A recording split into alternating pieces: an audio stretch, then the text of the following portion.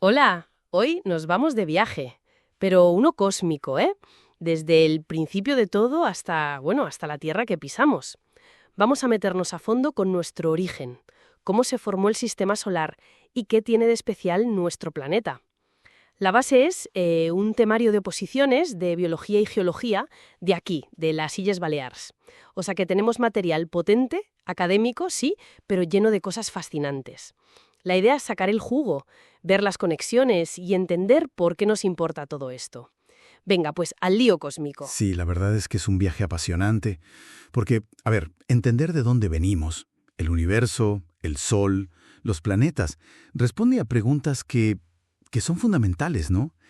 Y lo bueno es que esto no para. Con la exploración espacial, la astrobiología, estamos tocando teclas muy importantes sobre nuestro sitio en el cosmos. Pues empecemos por el Big Bang. El material menciona a Lemaitre, ¿no? Un cura y físico, con esa idea del átomo primigenio, suena bien. Pero a ver, ¿cómo sabemos que esto es real? ¿Qué pruebas hay? Pues mira, es una teoría súper sólida, ¿eh? Se basa en pilares muy fuertes que observamos. El primero, clarísimo, la expansión del universo. Hubble, Lemaitre. Ellos vieron que las galaxias se alejan, y cuanto más lejos, más rápido. El famoso corrimiento al rojo. Si le das para atrás a la película, pues todo tuvo que estar junto, súper denso, súper caliente. El universo se mueve. Vaya si se mueve. El segundo pilar es casi como un ecofósil. La radiación de fondo cósmico de microondas, el CMB. Penzias y Wilson lo encontraron casi de casualidad. Es el brillo que quedó de cuando el universo tenía unos 370.000 años y se hizo transparente. Lo alucinante es que podemos ver ese resplandor. Su temperatura, unos 2,7 Kelvin, y esas microarruguitas que tiene son la prueba de ese pasado caliente. Y esas arrugas, ojo, son las semillas de todo, galaxias, cúmulos, todo. Y el tercero es la receta original, la nucleosíntesis primordial. En los primeros minutos, antes de estrellas ni nada, el universo era un horno que cocinó los elementos ligeros. Hidrógeno a tope, bastante helio y un poquito de litio. Y las cantidades que medimos hoy en los sitios más antiguos del universo clavan las predicciones. Todo lo demás, el carbono, el oxígeno, el hierro, eso tuvo que esperar a las estrellas. Vale, 3 pruebas potentes. Pero el modelo básico tenía un flecos, ¿no? Preguntas sin respuesta clara. Como por ejemplo, ¿por qué es todo tan parecido a gran escala? Ahí entra la inflación, ¿verdad? Que suena un poco a peli de ciencia ficción. Suena, pero es que resuelve unos problemas clave. La inflación cósmica, que propuso Guth y luego otros, dice que en la primerísima fracción de segundo, el universo se hinchó de forma exponencial, más rápido que la luz. Cuesta imaginarlo, sí, pero eso alisó el universo, por eso es tan homogéneo y plano. Y lo más guay, cogió fluctuaciones cuánticas minúsculas y las estiró hasta convertirlas en las diferencias de densidad que luego la gravedad usó para formar todo. Sin inflación, no cuadrarían las cuentas de la estructura actual. He entendido. Tenemos las semillas por la inflación y el CMB. ¿Y cómo crecieron hasta ser, pues eso, galaxias, cúmulos? Esa red cósmica que se menciona. Pues exacto, por un proceso que llamamos formación jerárquica de estructuras. Piensa en esas zonas un poquito más densas del principio. La gravedad tira, claro, atrae más y más materia. Y aquí entra un jugador clave pero invisible, la materia oscura. Como no interactúa con la luz, formó como unos andamios gigantes, los halos oscuros. La materia normal, la que vemos, cayó ahí dentro, se enfrió y empezó a formar estrellas y luego galaxias. Y después, ¡zas! Las galaxias se atraen entre ellas, forman grupos, cúmulos, y tejen esa red cósmica espectacular. Filamentos de galaxias enormes separados por vacíos gigantes. Es como la estructura ósea del universo. Has dicho materia oscura, y eso nos lleva a los líos actuales. Porque resulta que casi todo el universo ni lo vemos ni sabemos qué es. Totalmente. Es para bajarte los humos cósmicos, ¿eh? Cuando miras cómo giran las galaxias o cómo se mueven los cúmulos, ves que falta un montón de masa para explicar esa gravedad. Calculamos que un 85% de la materia total es materia oscura. Ni idea de qué es. Solo que está ahí y no la vemos. Y por si fuera poco, a finales de los 90, otra sorpresa. La expansión del universo va cada vez más rápido. La culpable, La energía oscura, una especie de fuerza repulsiva que llena el espacio y es casi el 70% de la energía total. El modelo que usamos, el Lambda CDM, los incluyen, pero, vamos, que no sabemos de qué está hecho el 95% del cosmos. Seguimos buscando, claro. Es flipante pensar que lo que vemos es solo la puntita del iceberg. Hablemos de esa punta entonces. Las galaxias. Esas ciudades, ¿cómo son? Pues hay de todo. Una variedad increíble. Las clasificamos por la pinta. Tienes las espirales, preciosas como la nuestra, la Vía Láctea, o Andrómeda, con esos brazos llenos de estrellas jóvenes y gas. Luego las elípticas, que son como bolas gigantes de estrellas más viejas. Muchas veces son el resultado de choques de galaxias. Hay intermedias, las lenticulares, y las que van a su bola, las irregulares. Y ojo, categoría especial, las galaxias activas, AGN, y los cuásares. Son galaxias con un centro que brilla una barbaridad, porque tienen un agujero negro supermasivo en medio zampando material o bestia. Y en las galaxias, las estrellas. Dijiste que son las fábricas de elementos. ¿Cómo va eso de su vida y muerte? Porque ahí está la clave de qué estamos hechos, ¿no? Fundamental, sí. Nacen cuando nubes de gas y polvo se vienen abajo por la gravedad. La mayor parte de su vida la pasan tranquilas en la secuencia principal, fusionando hidrógeno en helio, como nuestro Sol. Pero el final depende de cuánta masa tengan al nacer. Las que son como el Sol, o un poco más, cuando se les acaba el hidrógeno, se hinchan como gigantes rojas. Luego sueltan las capas de fuera y forman una nebulosa planetaria preciosa, y queda el núcleo, una enana blanca, que se enfría poco a poco. Pero las que son mucho más masivas, más de 8 veces el Sol, esas tienen un final a lo grande.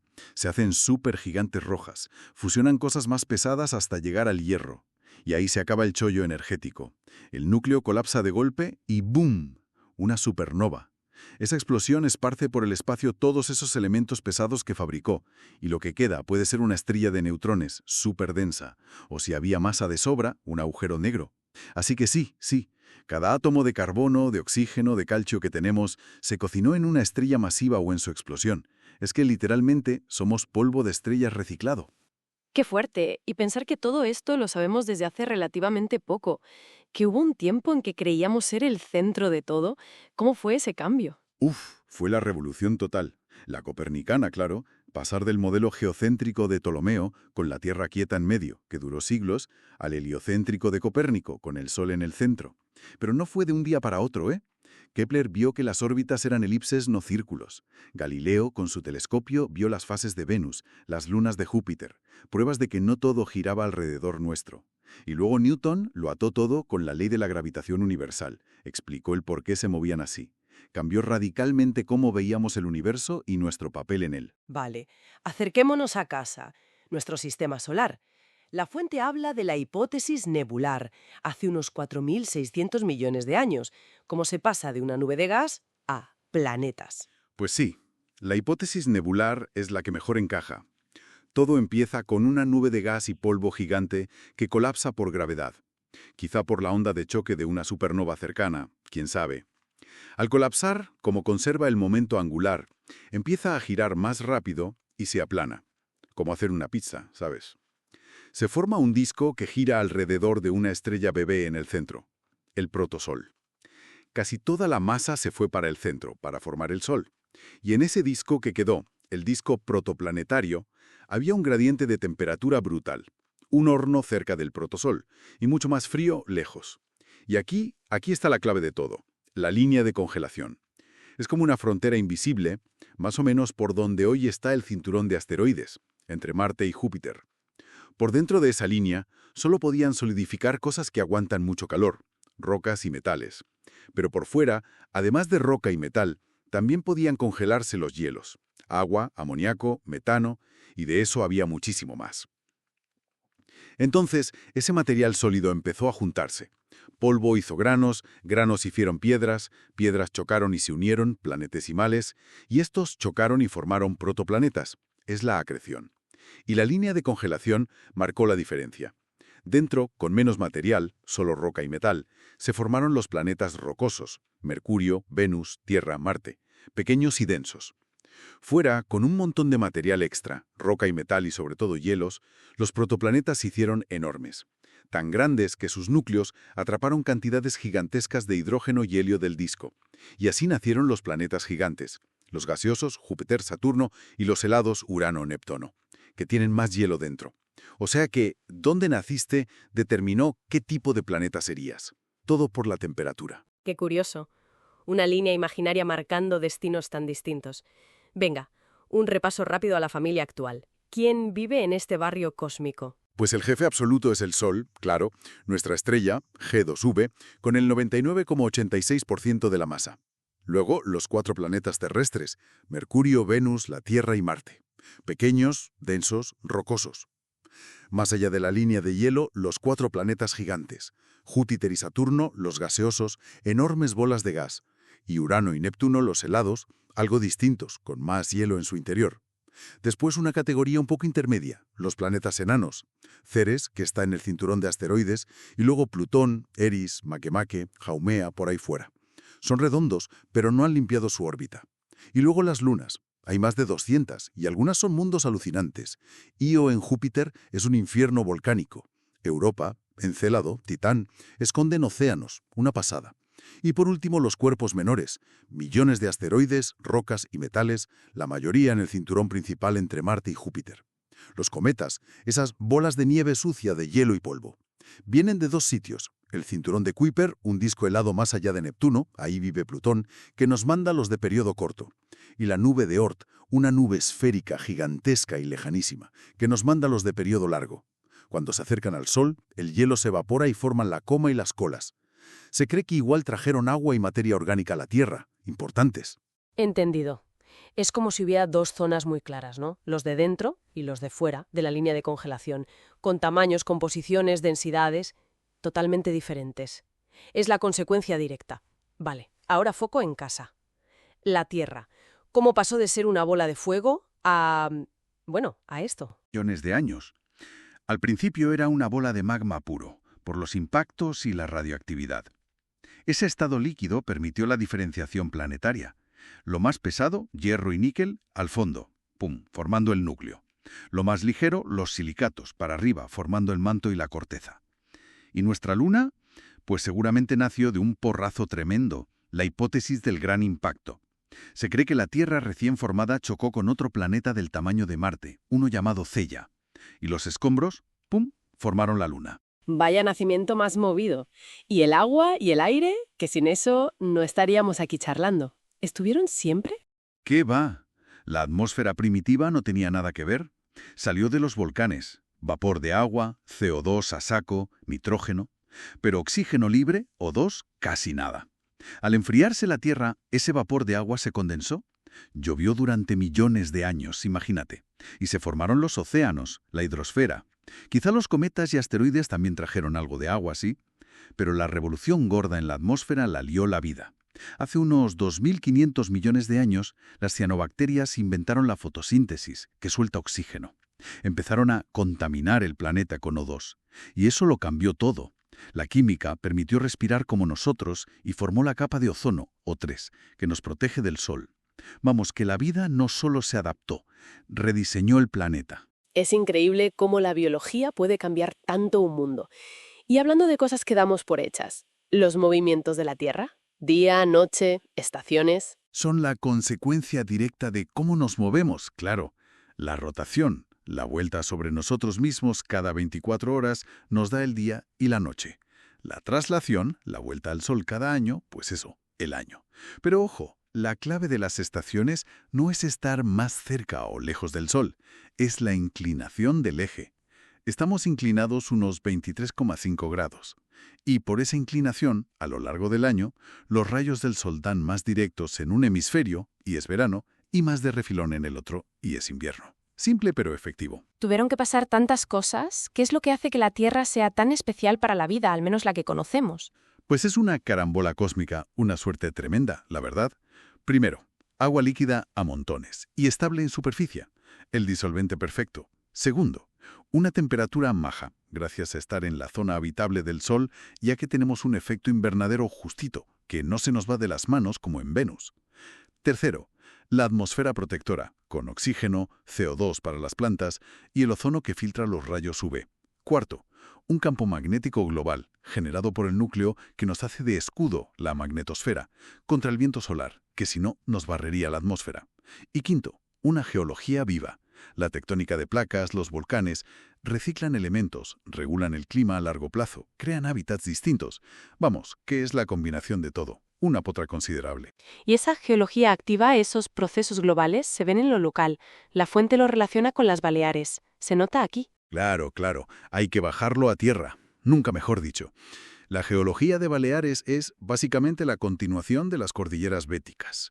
Todo se levantó en la orogenia alpina. En Mallorca, la Serra de Tramontana son rocas sedimentarias, sobre todo calizas del Jurásico, que se plegaron y subieron. Por eso tienes esos paisajes kársticos tan chulos. El Pla, en cambio, son sedimentos más modernos. Menorca es curiosa, tiene dos partes. El norte, más antiguo y variado, el sur, con plataformas de caliza del Mioceno. Y las Pituzayas, Ibiza y Formentera, también son mayormente calizas. ¿Ves cómo los grandes movimientos de placas acaban dando forma a una isla concreta? Conecta lo grande y lo pequeño. O sea que para entender la Tierra a veces hay que mirar fuera. Esa es la idea de la geología comparada, ¿no? Ver qué pasa en otros sitios para entenderlos mejor. Exacto, exacto. La geología planetaria comparada es súper útil. Te permite ver qué procesos son universales, volcanes, cañones, dunas, y cuáles son más particulares de la Tierra, como nuestra tectónica de placas. Y te ayuda a entender por qué Venus, Tierra y Marte, que empezaron parecido, acabaron siendo tan distintos. Y claro, te da pistas sobre qué buscar si quieres encontrar vida por ahí fuera. Pues comparemos a los hermanos rocosos, Venus, el gemelo infernal, y Marte, el planeta rojo. ¿Qué nos cuentan? Historias muy distintas y que dan que pensar. Venus es el ejemplo del libro de un efecto invernadero que se fue de madre. Al estar un pelín más cerca del Sol, parece que su agua se evaporó pronto. El CO2 se acumuló a lo bestia en la atmósfera, el 96%, y ahora tiene una presión aplastante y más de 460 grados Celsius en superficie. Se derrite el plomo. Su superficie es joven, llena de volcanes y unas cosas raras llamadas coronei y aracnoides que surgieron una tectónica distinta a la nuestra. Y no tiene campo magnético global, mala cosa para la atmósfera. Marte, en cambio, es más pequeño, frío, atmósfera tenue, también de CO2, pero su superficie está llena de pruebas de que tuvo un pasado húmedo, cauces de ríos secos enormes, deltas, minerales que necesitan agua. Tuvo agua líquida a tope. Tiene el volcán más bestia del sistema solar, el Olympus Mons, y unos cañones Valles Marineris que dejan al Gran Cañón en mantillas. Hoy es un desierto helado, con casquetes de hielo de agua y CO2, y tormentas de polvo que lo cubren entero a veces. Perdió su campo magnético hace mucho, y eso seguramente ayudó a que perdiera casi toda su atmósfera y el agua. Es que la comparación es brutal. 3 planetas rocosos, vecinos, y destinos totalmente opuestos.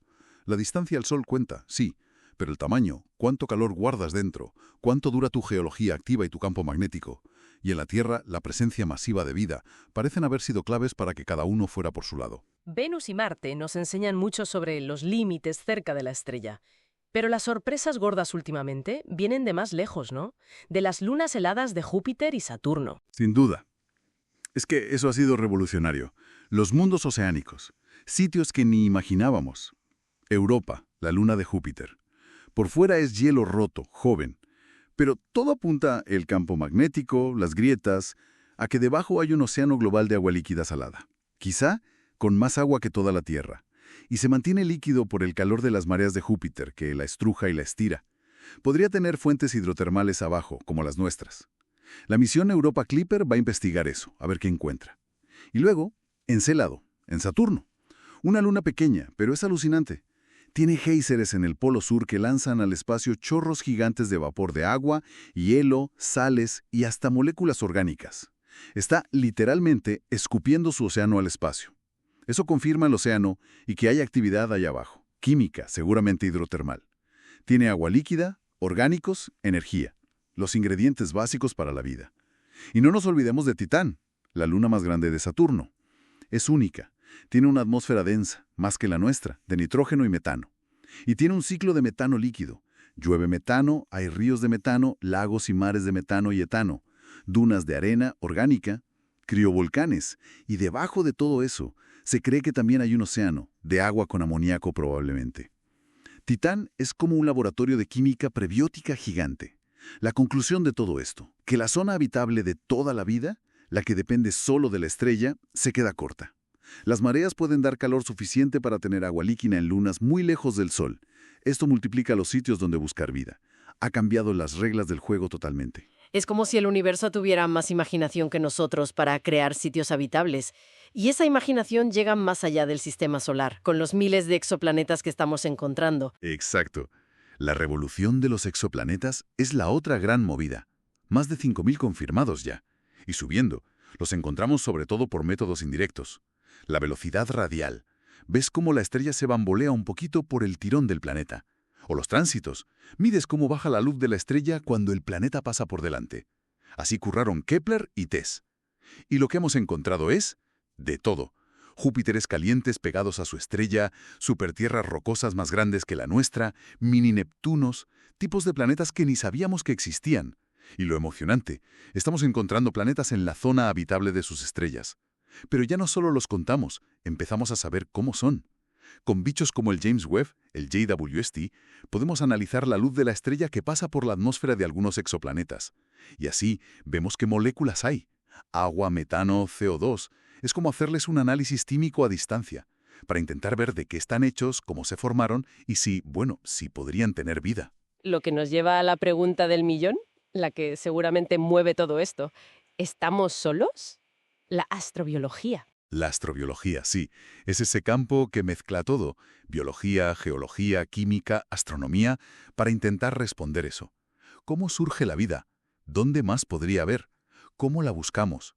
Buscamos biosignaturas, cualquier pista, una molécula rara, un patrón, algo que diga aquí ha habido o hay vida. Las buscamos en Marte, hubo bichitos, en los géiseres de Encélado, en el océano de Europa y ahora en las atmósferas de exoplanetas. El reto es no confundir una señal de vida con un proceso químico o geológico raro que no conocemos, pero imagínate que encontramos algo. Aunque sean microbios, lo cambiaría todo. Nuestra visión de nosotros, del universo, todo. Da vértigo solo pensarlo. ¿Y qué misiones hay ahora o vienen pronto que sean clave en esta búsqueda o para saber más del cosmos en general? Pues hay un montón de frentes abiertos. El JWST está dando datos espectaculares de exoplanetas y del universo primitivo. En Marte, Curiosity y Perseverance siguen buscando rastros de habitabilidad. Perseverance está además guardando muestras para que futuras misiones las traigan a la Tierra. Sería la primera vez. Las misiones JUICE, europea, y Europa Clipper, americana, ya van camino de Júpiter a estudiar las lunas heladas. OSIRIS-REx y Hayabusa 2 ya nos han traído cachitos de asteroides, oro puro para entender el principio. DART demostró que podemos desviar asteroides, importante por si acaso. Y Artemis nos quiere llevar otra vez a la Luna, pero para quedarnos. Y para mirar todavía más lejos y mejor, que se cuecen telescopios gigantes. En Tierra se están construyendo unos telescopios ópticos enormes, de 30 o 40 metros, como el LT en Chile. Veremos el universo con una nitidez increíble. Y en espacio, la NASA ya piensa en el relevo del Webb para los años 40, el Habitable Worlds Observatory, HWO. Su objetivo principal será sacar fotos directas de planetas como la Tierra alrededor de estrellas como el Sol y analizar sus atmósferas buscando señales de vida. Es súper ambicioso, pero es el siguiente paso lógico si queremos responder a la gran pregunta. ¡Madre mía! ¡Qué viajazo hemos hecho! Desde la chispa del Big Bang, la cocina de elementos en las estrellas, la formación un poco de chiripa, el sistema solar con esa línea divisoria, la carambola increíble que permitió la vida aquí, hasta descubrir océanos escondidos en lunas heladas y espiar atmósferas a años luz. Estamos en plena revolución de cómo entendemos el cosmos. Entonces, ¿con qué nos quedamos de todo esto? Pues yo creo que con una doble sensación, ¿no? Por un lado, la escala, la complejidad, lo muchísimo que nos falta por saber. Ese 95% oscuro es un buen recordatorio de humildad. Pero por otro lado, te hace valorar mucho más nuestro planeta. Entender el contexto, ver lo especial y quizá lo frágil que es esta combinación de factores que permite la vida aquí, te hace apreciar más lo que tenemos. Cada descubrimiento nos cambia la perspectiva, nuestro sitio en el gran puzzle cósmico. Y justo sobre eso, sobre cambiar la perspectiva, va la reflexión final que queríamos lanzar. Viendo la variedad tan loca de mundos que hay, desde supertierras a océanos bajo hielo calentados por mareas como en Encélado, ¿cómo podría cambiar nuestra idea de vida o dónde la buscamos si los próximos datos del Webb o de otras misiones nos muestran químicas totalmente diferentes a la nuestra en atmósferas de exoplanetas o en esos chorros de las lunas heladas? ¿Estamos listos para encontrar algo que sea de verdad alienígena? Con esa pregunta flotando en el aire, lo dejamos aquí por hoy. Gracias por acompañarnos en esta inmersión cósmica.